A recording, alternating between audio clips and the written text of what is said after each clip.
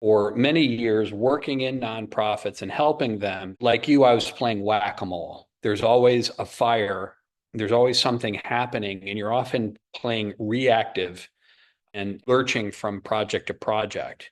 What we realized over hundreds of deployments with nonprofits around the world is that an integrated approach brings the most benefits. Running a nonprofit is never going to be easy, but we rationalize it and we've reduced it, the complexity of organizational management, into three general domains. First is your plan. We're not talking about a traditional garden variety strategic plan. We're talking about a robust, world-class investment grade business plan. That was the subject of our last previous webinar. We've got all the stuff recorded. And again, everything that you're going to read here and see is already integrated into a book, but make sure you understand that you have to do things in order. Nail your plan first, get your board aligned with a business plan. Then we move into funding, whether it's earned, contributed, or invested. This is not bake sale methodology. This is not auctions and galas and chasing grants. This is robust, high growth revenue from all possible forms. And we'll cover that. We've covered it previously. We'll cover it again. And you've got to make sure that you have a revenue engine as well as a robust plan. And then, of course, the hardest part of all is executing via a dashboard. And that'll be the subject again of another webinar. We've got one recorded.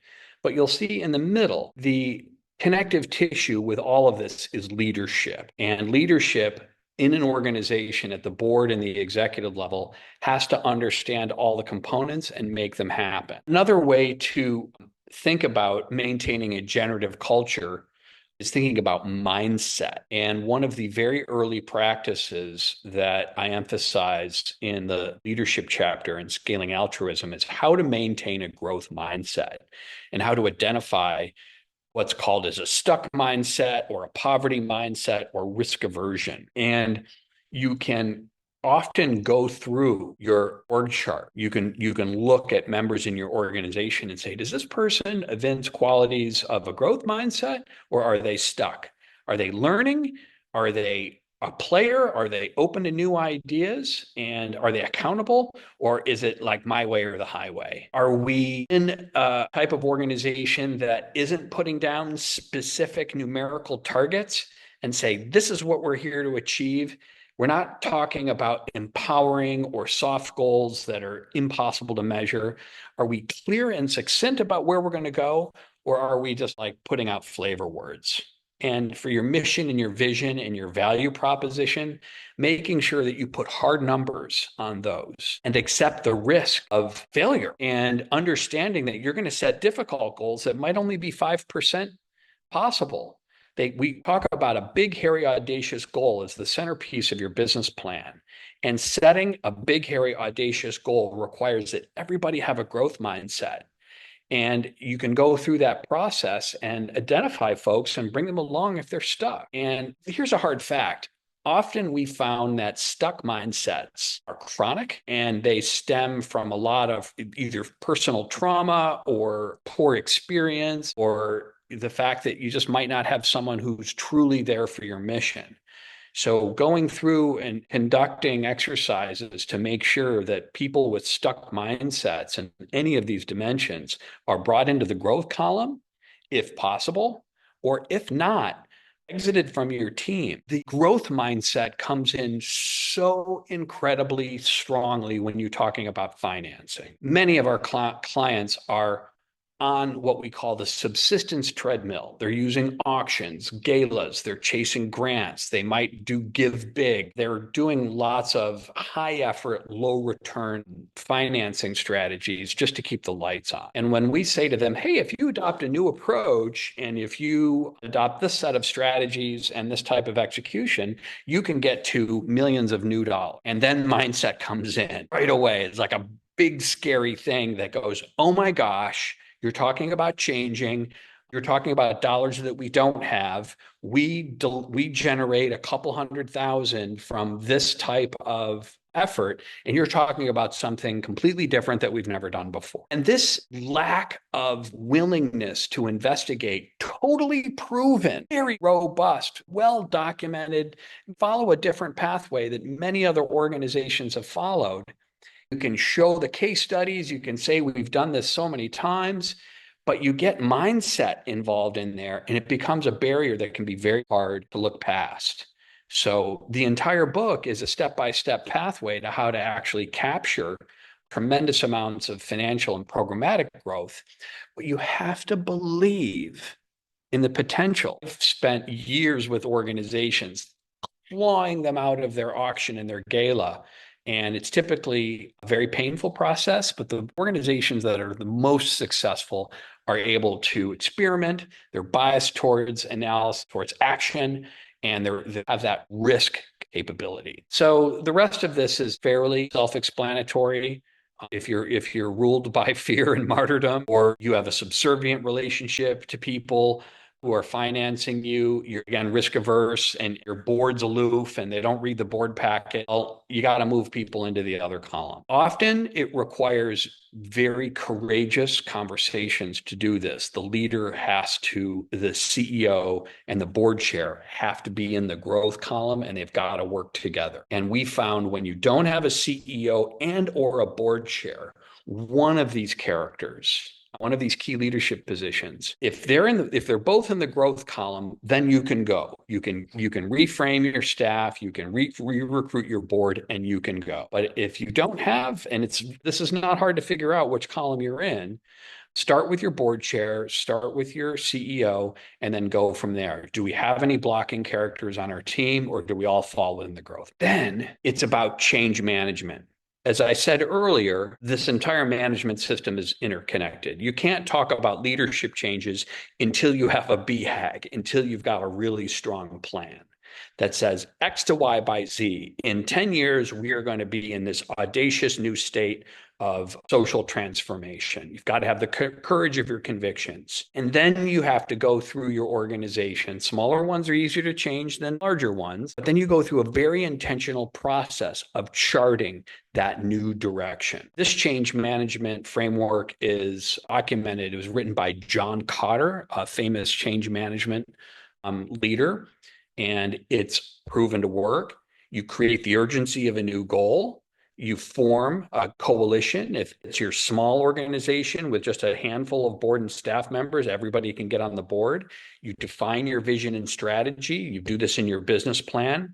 You communicate it throughout your organization, both internally and externally, and you empower action. What does that mean? That means having very specific, very few measures, key performance indicators. We're going to be focused on a handful. We're talking 5 to 7 indicators, and you're going to focus, having the focus and discipline to execute along that. And if your strategy is good and you have the right KPIs, and if you don't, you can correct them. This is all stuff that you have to rapidly iterate. You can get to those short-term wins. Small organizations can launch a pilot to create validating information, or you can go into an adjacent market, or maybe it's a fundraising, but you celebrate that win and then you start building that flywheel and you anchor these changes. This is, again, very step by step, like every part of the process. The most powerful piece is to set a BHAG.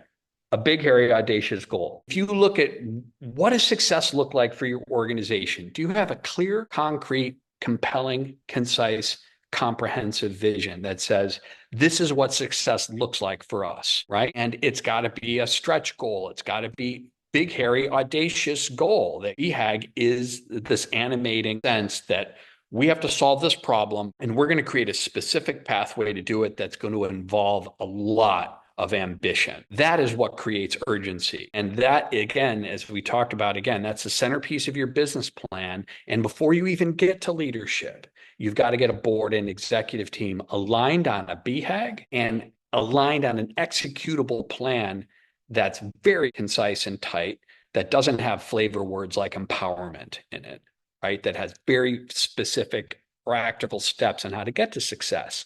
Once you have that, that's your urgency. That becomes your North Star. You manage to that. And that's a key part of the order of operations.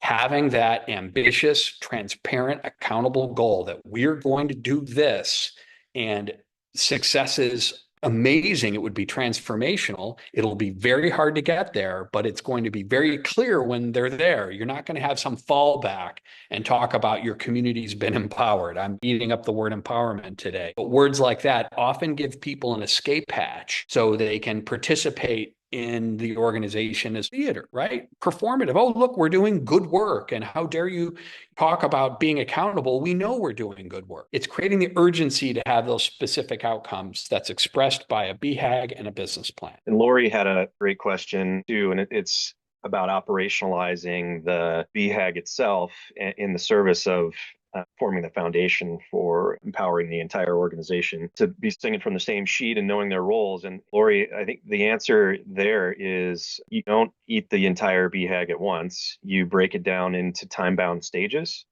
And so there's a first stage where you're crawling and your progress is in that first increment. And that's how you make it manageable from a week to week and month to month basis. And you're aiming, though, for that second stage, which is your walking stage. And that begins your acceleration toward achieving the BHAG on a 5 to 10 year time horizon that we encourage people to set for their goal. And then lastly, when you're really up and running, that's your run stage, right? So you break it down intentionally, working backward from having achieved your goal into those 3 increments. And it's crawl, walk, and run. And that way it's not unmanageable. And you can really begin to understand what your organization needs when it's in each of those stages, if that's helpful to you at all. There's a reason leadership is the 7th chapter in my book, and there's only 7 chapters. You follow the process through. And again, leadership is what ties it together. So again, as Aaron said, there's a very specific roadmap for what success looks like. And everyone knows their role and has specific activities that are measurable, right? And then once you get that, you can then go through this process. But trying to create a leadership transformation short of having of clarity about what everybody's doing and how they work together, very difficult. And that's describes most organizations. We talked about getting the right people on the bus too.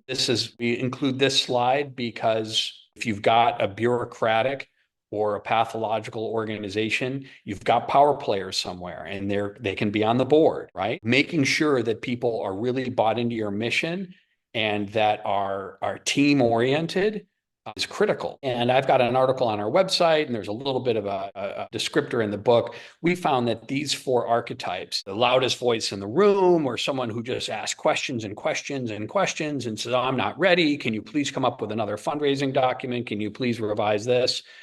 The biggest challenge is like board members that don't do the work.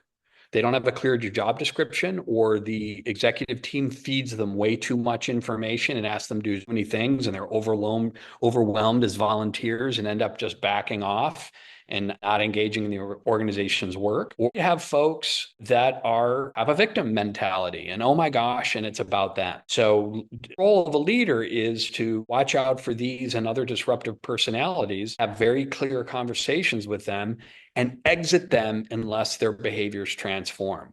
This is another one of, if you have to point to common failure points among all types of organizations, and particularly nonprofits, is they're too nice and they don't do the hard work of building team with the proper mindsets and the proper teamwork orientation. And they just try to accommodate folks that are never going to work together as a high-performing team.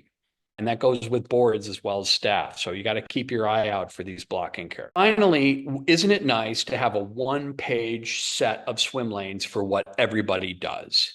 This is a job description for everybody in any type of organization.